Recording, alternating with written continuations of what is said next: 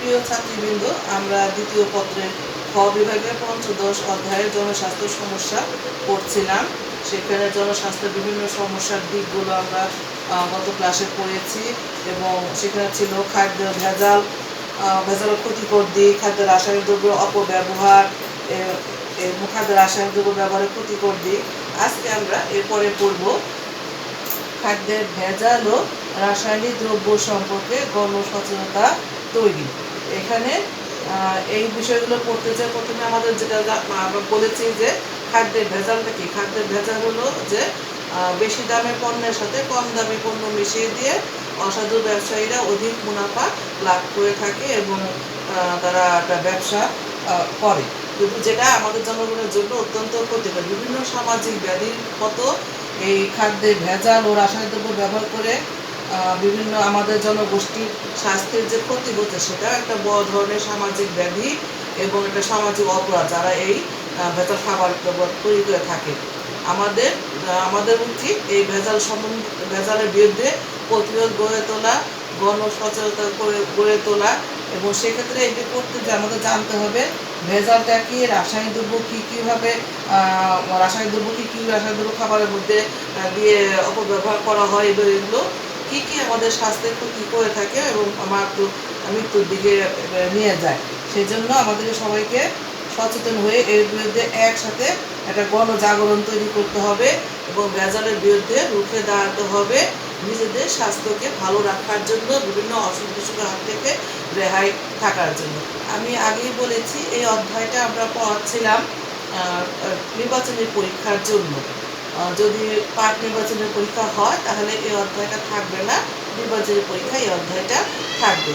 আর তোমাদের যদি এর মধ্যে ইতিমধ্যে পাঠ নির্বাচনী পরীক্ষা বা অন্যান্য যে অধ্যায়গুলো আমি পড়িয়েছি সেগুলো যদি পড়া হয়ে থাকে তাহলে তোমরা হাতে সময় থাকলে এই অধ্যায়টা পড়ে রাখতে পারো। কিন্তু এটা এমন একটা অধ্যায় যে শুধু পরীক্ষার জন্য না, আমাদের নিজেদের স্বাস্থ্যবিধি মানার জন্য কী খাবার দাবার, ভেজাল খাবার খেলে আমাদের অসুখ হতে পারে, কীভাবে এগুলোর হাত থেকে আমরা বাঁচতে পারি, এই বিষয়গুলি আমাদের পরীক্ষার খাতায় লেখা ছাড়াও এমনিতেও সব ছাত্রী জানা দরকার। আমরা সেই বিষয়গুলি পড়ব। আমরা আগেই দেখেছি যে খাদ্যে ভেজাল ও রাসায়নিক দ্রব্য, সেই খাদ্যের যে বিভিন্ন যে ভেজাল খাবারগুলো মেশানো হয় সেগুলো এক নজরে একটি চিত্রটা আমরা দেখি। খাদ্যশস্যের মধ্যে চাল ও গমে কী দিয়ে ভেজাল করা হয়, সেখানে বিভিন্ন পাথর, মাটি, ইটের কণা এগুলো মেশানো হয়। মুড়ি ও চালকে সাদা করার জন্য ইউরিয়া সার ব্যবহার করা হয়। ভোজ্য তেলে সাধারণত স্বল্প মূল্যের তেল মেশানো হয় এবং খনিজ তেল যেমন পেট্রোল ও মোবিল মেশানো হয়। দুধে বিভিন্ন ধরনের দুধে পানি মেশানো হয়, কম দামি গুঁড়ো দুধ মেশানো হয়, ময়দা মেশানো হয়, এগুলো দিয়ে ভেজাল করা হয়। ময়দায় পাথর ও খেসারি ডালের গুঁড়ো মিশিয়ে ভেজাল করা হয়। গুঁড়ো মশলা, কাচের গুঁড়ো, ধানের গুঁড়ো, ছাই, ইটের গুঁড়ো সহ ক্ষতিকর রাসায়নিক দ্রব্য মেশানো হয়। ঘি, বনস্পতি ও প্রাণীর চর্বি দিয়ে ভেজাল হিসাবে মেশানো হয়। মধু, চিনি মিশিয়ে মধু ভেজাল করা হয়। এছাড়া বিভিন্ন ধরনের খাবারের দোকানে যে মিষ্টিগুলো বানানো হয় সেই মিষ্টিতে বিভিন্ন রকমের টেক্সটাইলে, তারপরে যে রঙগুলো, কাপড়ের যে রঙগুলি ব্যবহার করা হয় সেই রঙগুলি খাবার রঙের পরিবর্তে ব্যবহার করা হয়। কম দামি গুঁড়ো দুধ মিষ্টিতে ব্যবহার করা হয়, যা স্বাস্থ্যের জন্য ক্ষতিকর। বিভিন্ন কেক, ময়দা, এই বিস্কিট এগুলো তৈরি করতে পচা ময়দা, পচা ডিম এগুলো ব্যবহার করা যায়, স্বাস্থ্যের জন্য মারাত্মক ঝুঁকি। এছাড়া বিভিন্ন ধরনের, আমি আগে ক্লাসে বলেছি যে রাসায়নিক দ্রব্যগুলো ব্যবহার করা হয় সেগুলো যেমন বিভিন্ন কার্বাইড, ফরমালিন, তারপরে সোডিয়াম গ্লুটামিন, এইগুলো ব্যবহার করলে আমাদের বিভিন্ন ধরনের অসুখ বিসুখ, রোগ ব্যাধিগুলি বেড়ে যায়। তো এখন এগুলোর হাত থেকে আমরা কী করে বাঁচতে পারি, কী করে এগুলো আমরা ব্যবহার না করবো, এগুলো আমাদের ভালো করে জানতে হবে। তো এরপর খাদ্যে ভেজাল ও রাসায়নিক দ্রব্য সম্পর্কে গণসচেতনতা তৈরি করতে যেয়ে আমাদের যে কাজটা করবো সেটা হলো খাদ্যের ভেজালে এই দুর্বিষীয় অবস্থা থেকে মুক্তি পেতে হলে সরকারের পাশাপাশি বেসরকারি সংগঠন এবং সবার প্রথমে আমরা যে জনগণ, আমাদেরকে নিজেদেরকে সচেতন হতে হবে, কঠোরভাবে জনপ্রতিরোধ গড়ে তুলতে হবে। জনসচেতনতা তৈরির উপায়, তার মানে খাদ্যের ভেজাল ও রাসায়নিক দ্রব্য সম্পর্কে গণসচেতনতা তৈরি করতে হবে এবং এই ভেজাল রোধ করতে হলে, জনসচেতনতা তৈরি করতে হলে, ভেজালের হাত থেকে মুক্তি পেতে হলে আমাদেরকে কী করতে হবে সেই উপায়গুলো আজকে আমরা জানবো। টেলিভিশন ও পত্রপত্রিকা সহ বিভিন্ন প্রচার মাধ্যমে ভেজাল ও রাসায়নিক দ্রব্য ব্যবহারকারীদের বিরুদ্ধে দেশব্যাপী একটি গণ জাগরণের সৃষ্টি করা। যেসব ব্যক্তি, প্রতিষ্ঠান, খাদ্য উৎপাদনকারী সংস্থা এই ভেজাল খাবার দাবার তৈরি করে তাদের নামের লিস্ট এবং তাদের নামের তালিকায় বিভিন্ন প্রচার মাধ্যমে প্রচার করা এবং তাদের সাথে একটা সম্পর্ক চেক করা, তাদের জন্য গুরুতর শাস্তির ব্যবস্থা করা। সরকারি বেসরকারি পর্যায়ে থানা, গ্রাম, উপজেলা, জেলা পর্যায়ে বিভিন্ন খাদ্য সংস্থা, বিভিন্ন দোকানে এই ভেজাল শনাক্তকরণের জন্য যন্ত্র বা মেশিন স্থাপন করা অবশ্যই উচিত। মৌসুমের আগে ফল খাওয়া কখনোই উচিত না। মৌসুমের আগে ফল সাধারণত কার্বাইড দিয়ে পাকানো হয়। যখন মৌসুমে সিজনাল যখন ফল পাওয়া যাবে ঠিক তখনই এই ফলগুলো খেতে হবে। এরপরে ফল খাওয়ার পূর্বে অন্তত 30 মিনিট লবণ মিশ্রিত বিশুদ্ধ পানিতে ডুবিয়ে রাখতে হবে। 1 টেবিল চামচ লেবুর রস গরম পানিতে মিশিয়ে ফল ধৌত করতে হবে। বাজার থেকে মাছ কিনে লবণাক্ত পানিতে 1 ঘন্টা ভিজিয়ে রাখতে হবে অথবা পানিতে ভিনেগার মিশিয়ে 10 মিনিট মাছ ভিজিয়ে রাখতে হবে। এগুলো করলে মাছ থেকে ফলমানটা চলে যাবে এবং ফলমূল শাকসবজি থেকে কার্বাইডগুলো চলে যাবে। ব্যবসায়ীরা খোলা বাজারে ফরমালিন বিক্রি বন্ধ করতে সরকারের প্রয়োজনের ব্যবস্থা করবে। অর্থাৎ ফরমালিন দিয়ে যে শাকসবজি, ফলমূলে, মাছ মাংস যে ফরমালিন ব্যবহার করে এগুলো একদম অবাধে যাতে ব্যবসায়ীরা পেয়ে ভেজাল খাবারে ভেজাল করতে না পারে, মিশাতে না পারে, সেই জন্য সরকারকে সচেষ্ট হতে হবে। যত ফরমালিনের বিক্রি বন্ধ করতে হবে। কৃষকদের মধ্যে জৈব সার এবং প্রাকৃতিক উপায়ে রাসায়নিক কীটপতঙ্গ ধ্বংস করার জন্য রাসায়নিক ওষুধ ব্যবহার করা হয়। সেক্ষেত্রে প্রাকৃতিক উপায়ে যদি কীটপতঙ্গ ধ্বংস করা হয় তাহলে সেটা স্বাস্থ্যের জন্য ভালো হয়, অসুখ বিসুখ থেকে সেখানে ভালো রক্ষা পাওয়া যায়।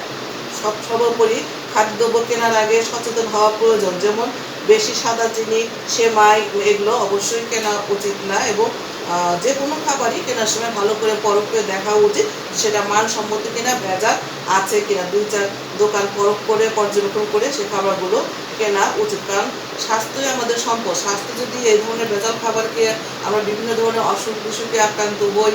যেমন এর আগে আমি বলেছি যে ভেজাল খাবার খেলে, রাসায়নিক দ্রব্য ব্যবহার করলে যে খাবারগুলো আমরা খাই সেটা ধীরে ধীরে আমাদের কিডনিকে অকেজ করে দেয়, আমাদের স্নায়ুতন্ত্রের ক্ষতি হয়, নিউমোনিয়া, শ্বাসকষ্ট সহ বিভিন্ন ধরনের রোগ ব্যাধি হয়। হয়তো একদিনে হয় না, কিন্তু ধীরে ধীরে যদি বেশি দীর্ঘদিন এই ভেজাল খাবার খাওয়া হয়, ফরমালিনযুক্ত, কার্বাইডযুক্ত, তাহলেও সেগুলোকে ধীরে ধীরে মৃত্যুর মুখে আমরা পতিত হই। আমি নিজেই এর ভুক্তভোগী। 2-1 বছর আগে পাকা আম খেয়ে দেখা গেছে আমার বেশ কিছুক্ষণ পরে আধা ঘন্টার মধ্যে আমার পেটে প্রচণ্ড ব্যথা হয়েছিল। তখন আমি দেখলাম যে এটা আসলে কার্বাইড মিশানো ফল ছিল সেটা। তো যেহেতু এটা স্বাস্থ্যের সাথে জড়িত, নিজের জীবনের সাথে জড়িত, সেই জন্য এই খাবারগুলো পরখ করে খেতে হবে এবং খুবই কেউ যদি না মেশায় সেই বিষয়ে আমাদের সজাগ দৃষ্টি রাখতে হবে। স্কুল পর্যায়ে পাঠ্যসূচিতে ভেজালের ক্ষতিকর দিক, ভেজাল খাবারে কি খেলে কী কী হতে পারে, ভেজাল কাকে বলে, ভেজাল প্রদানকারী শাস্তি বিষয়সমূহ অন্তর্ভুক্ত করে শিশুকাল থেকে ভেজালের প্রতি সচেতন করা উচিত। তার মানে কি স্কুল কলেজ পাঠ্য বইয়ে এই বিষয়গুলো অন্তর্ভুক্ত করা দরকার। বিভিন্ন শিল্প কারখানা ও গবেষণাগারে ব্যবহারের জন্য আমদানি করা ফরমালিন সহ বিভিন্ন রাসায়নিক দ্রব্য যাতে সাধারণ ক্রেতাদের হাতে না আসতে পারে তার জন্য কঠোর ব্যবস্থা গ্রহণ করা। এক্ষেত্রে আরও কিছু বিষয় যে কথাগুলো বইয়ে নাই সেটা আমরা যোগ করতে চাই যে ভেজাল খাবার দাবার হাত থেকে রক্ষা পাওয়ার জন্য আমাদের নিজেরা যদি আমাদের বাড়িতে যদি আশেপাশে জমি থাকে বা যদি পতিত কোনো একখণ্ড অল্প জায়গাও থাকে সেখানে যদি আমরা নিজেরা শাকসবজি ফলমূল উৎপাদন করতে পারি, হাঁস মুরগি এগুলি পালন করতে পারি, তাহলে দেখা যাবে নিজেরা একটা ভালো ভেজাল মুক্ত শাকসবজি ফলমূল আমরা পেতে পারি এবং সবাইকে এই ব্যাপারে আরও উৎসাহিত করা উচিত। ভেজাল ও রাসায়নিক দ্রব্য ব্যবহারকারীদের বিরুদ্ধে সামাজিক সচেতনতা ও আন্দোলন গড়ে তুলতে হবে। এক কথায় জনগণের সচেতনতাই পারে এসব ভেজাল ও রাসায়নিক দ্রব্য ব্যবহারকারীদের প্রতিরোধ করতে।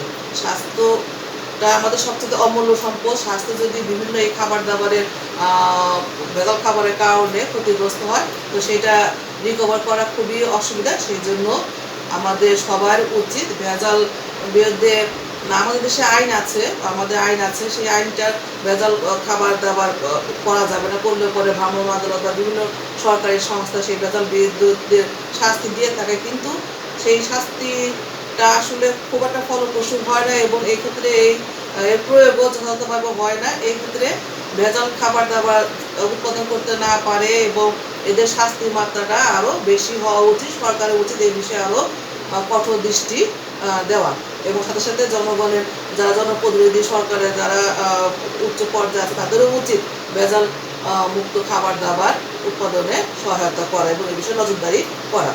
এরপরে আমরা করব স্যানিটেশন ও পানি। আমাদের দৈনন্দিন জীবনের সাথে অতি প্রয়োজনীয় একটা অধ্যায় আমরা পড়ছি, খাদ্যের ভেজাল ও রাসায়নিক দ্রব্য সম্পর্কে গণসচেতনতা তৈরি। কী করলে পরে আমরা এই ভেজাল থেকে বাঁচতে পারি, রাসায়নিক দ্রব্য ব্যবহার না করা উচিত, এই বিষয়গুলোর সঙ্গে আমরা পড়লাম, দেখলাম। তো এর পরবর্তী ক্লাসে আমরা স্যানিটেশন ও পানি, ইউনিয়ন পরিষদ থেকে প্রাপ্ত সেবা অধিকার, এটা আমরা পরবর্তী ক্লাসে পড়বো। প্রিয় ছাত্রীরা, তোমরা কিন্তু খেয়াল করে দেখছো যে আমরা 3-4 মাসে পড়াচ্ছি, খুব যে বেশি পড়াচ্ছি তা না, অল্প করে পড়াচ্ছি, কিন্তু নিয়মিত পড়াচ্ছি। নিয়মিত পড়ার কারণে আমাদের পড়াটা মোটামুটি বেশ অগ্রগতি হচ্ছে। আমরা দ্বিতীয় পত্র থেকে খুব একটা পিছিয়ে, দ্বিতীয় পত্র অনেকগুলো অধ্যায় আমরা করে ফেলছি। আমি আশা করবো তোমরা বাসায় এগুলো ভালো করে পড়বে। সবাইকে ধন্যবাদ। আস্তে আস্তে ক্লাসে শেষ করছি।